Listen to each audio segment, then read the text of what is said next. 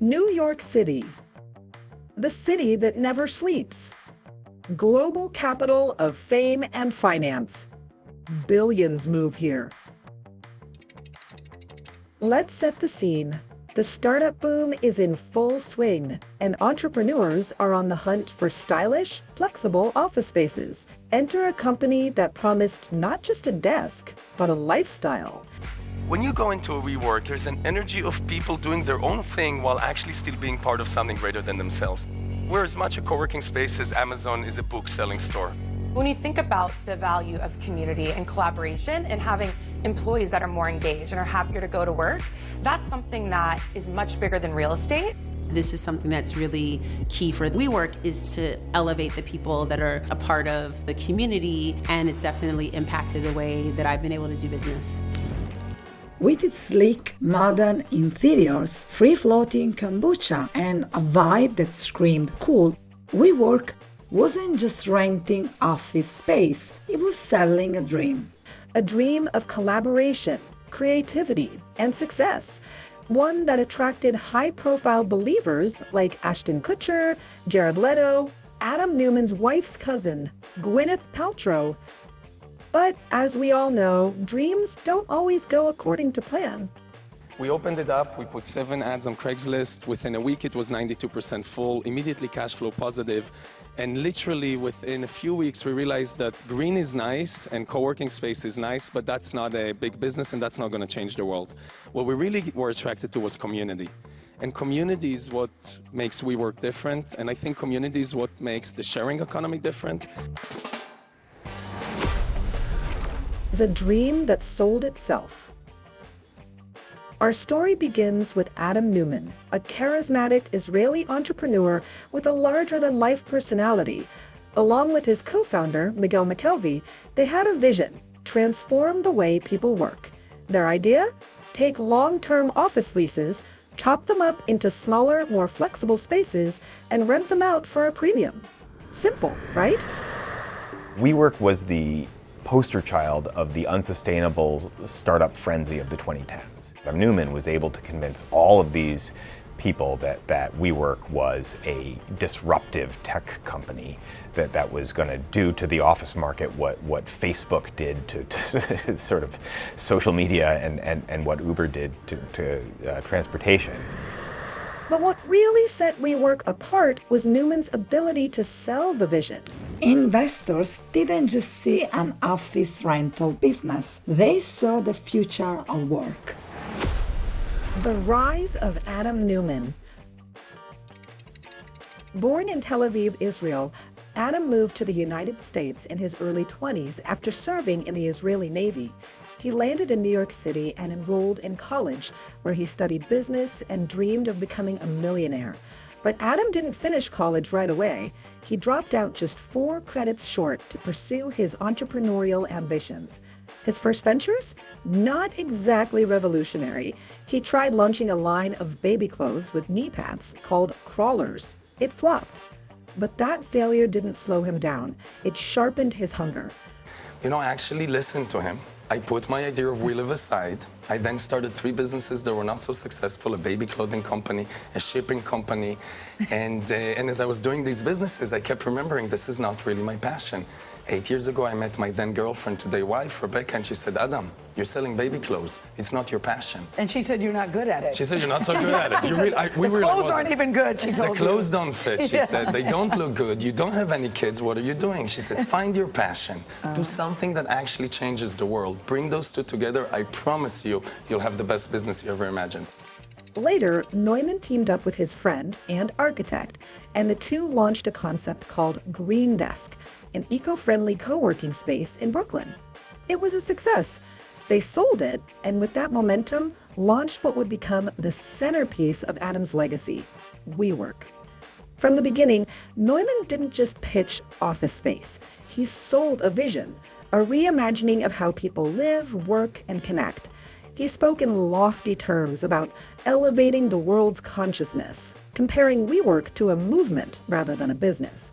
In today's world, to build a meaningful brand that's actually going to last for a long time and make a difference and do a lot more than just make money. Not that making money is not very important also.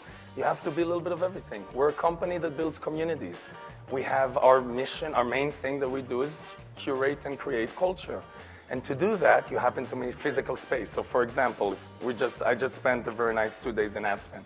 If you were to go in Aspen and take a building, take 2 floors, cut it up to smaller spaces, invite all the entrepreneurs that come here in the winter and the summer, say, hey, here's a great place to work where you'll be surrounded by like-minded individuals who all want to be part of something greater than themselves. All of them define success as more than just making money. This is a great place for you to work. And yes, maybe in New York you have a 100,000 square feet office on the top of a tower, but right there in Aspen, we all want to share the space together and all be part of something greater.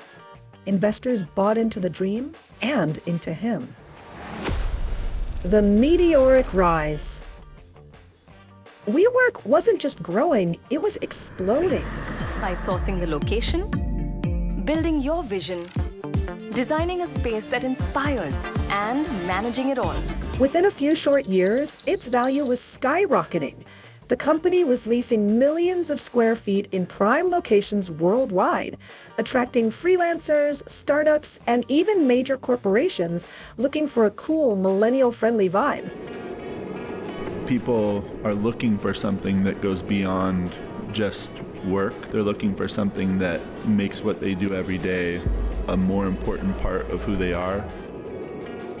But WeWork wasn't stopping at office space. Newman had a grander vision. The goal? Nothing short of elevating the world's consciousness. Investors couldn't get enough. They poured billions into WeWork, convinced it was the next tech giant. Because they're growing so quickly and they're investing into the capex, right? Yep. But it's a recurring revenue. It's an ongoing recurring revenue. It's like a subscription.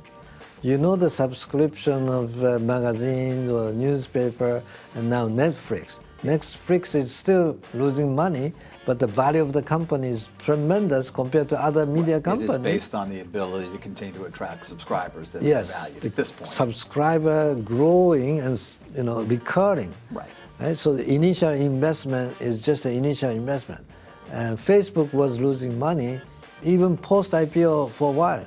And once they start making money, it's dramatical. I still want to invest more and I want to increase. Some of my investors said, Masa, you get too excited and too much concentration into one company. Don't go too far, too much. But I still, I'm so excited. And if I could increase, I would like to increase. Newman himself became the face of the company, surfing on private jets, partying with celebrities, and even trademarking the word "we" and selling it back to his own company for $5.9 million. If that's not peak startup energy, what is? The cracks begin to show. But behind the hype, trouble was brewing. The company was bleeding cash, losing billions every year. Office Space wasn't a high-margin, scalable tech business like other companies. The business model relied on long-term leases, but short-term tenants, making it highly vulnerable to economic downturns.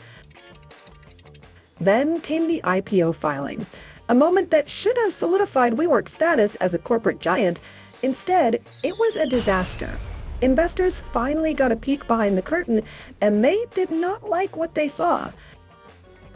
It's almost stuff of legend right now how recklessly WeWork spent its money on things from a company that makes wave pools to a company that makes superfoods, led by a guy that Adam met while he was surfing. You know, when you see a startup that's in the commercial real estate sector, investing in an indoor wave pool company and in a children's school, you know something has gone wrong. Wild spending, conflicts of interest, and a CEO who treated WeWork's bank account like his personal piggy bank. The company was on track to run out of cash within months. As scrutiny mounted, WeWork's valuation plummeted overnight. Newman was forced to step down, walking away with a $1.7 billion golden parachute, while thousands of employees faced layoffs. The Great Unraveling. SoftBank, which had invested billions, stepped in to save the company, but it was too late to regain the magic. The pandemic in 2020 dealt another major blow, with businesses ditching office spaces in favor of remote work. WeWork struggled to stay afloat, cutting costs, closing locations, and attempting a slow turnaround. By the end of the pandemic, WeWork was a shadow of its former self, and a year later, bankruptcy. The dream that sold itself had officially collapsed. A second life. So, what actually happened to WeWork after it filed for bankruptcy? In late 2023, WeWork filed for Chapter 11 in the US and Canada and started shutting down over 170 unprofitable locations. After the pandemic forced so many to work from home, many never came back to the office, leaving a lot of empty office space in New York City. And now there's about to be even more. WeWork, the company that revolutionized co-working spaces, is shutting down dozens of offices, which could put New York City on the verge of a commercial real estate crisis. They borrowed too much money, they rented too much space, they don't have enough people coming in the door, and there's just really no way around that. It was a big move, but by May 2024, the company had restructured and come out the other side. WeWork now has a much smaller footprint, a new CEO, John Santora, and a completely different strategy. We are looking to invest in key markets and will grow with our clients. And in some cases, we now have leases that are expiring. So in those cases, we'll take on new leases or maybe extend the leases that we have. I think it was a pretty clear message of this is a real estate company. We're here to service our clients, to deliver great service for them, to provide them the flexibility, the ability to grow, to shrink, to move around the world. And the way I handle things is very disciplined, very structured. Right? We're going to make deals that make sense, that are profitable. Every deal that we make today has to have a level of profitability in it, period, or it doesn't get past the team. Instead of signing massive leases, they've shifted toward management deals and franchise-style models. And here's the twist. Adam Neumann, the original founder, actually tried to buy the company back, but was turned down. Today, WeWork is leaner, more focused, and honestly, a totally different company than the one Neumann once promised would elevate the world's consciousness. The big question. So, what can we learn from Adam Neumann's original vision for WeWork? Was it doomed from the start, or was it simply ahead of its time? The company had a vision, and for a while, it truly changed the way people worked. But was it really a tech company, or just an overhyped real estate business? One thing's for sure. WeWork's story is a cautionary tale about the dangers of unchecked hype, visionary leadership without limits, and the fine line between ambition and delusion. What do you think? Could Newman's WeWork have been saved with a different strategy, or was it always destined to crash? Drop your thoughts in the comments. And before you go, don't forget to like, subscribe, and hit the bell icon for more business stories that shake the world. See you next time. The Best of Business Show is brought to you by the BASA Awards. The BASA Awards exist to recognize, reward, and promote exceptional small businesses. We run 4 award programs: Best of America, Best of Australia, Best of Canada, Best of UK. Remember, it's strictly for small businesses only. Nominate your business today.